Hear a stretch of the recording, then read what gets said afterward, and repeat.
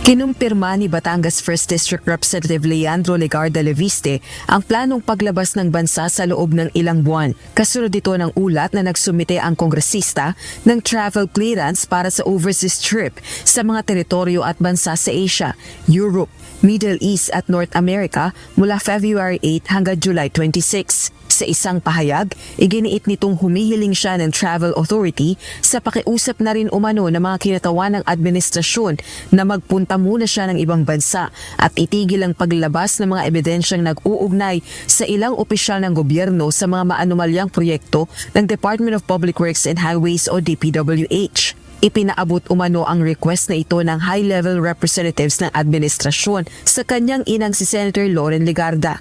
Ngunit paglilinaw ni Leviste, hindi siya mananatili sa labas ng bansa sa buong panahon ng 5 buwan.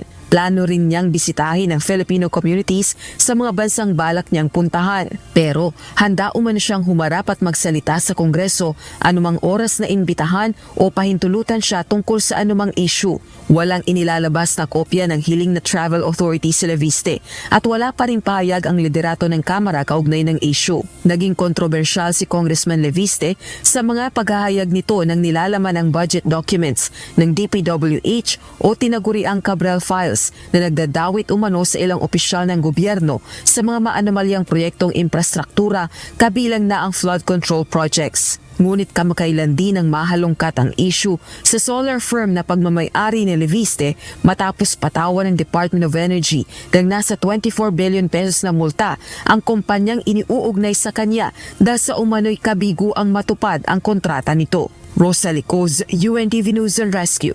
Diyos ang aming sandigan, serbisyo publiko ang aming pinahahalagahan.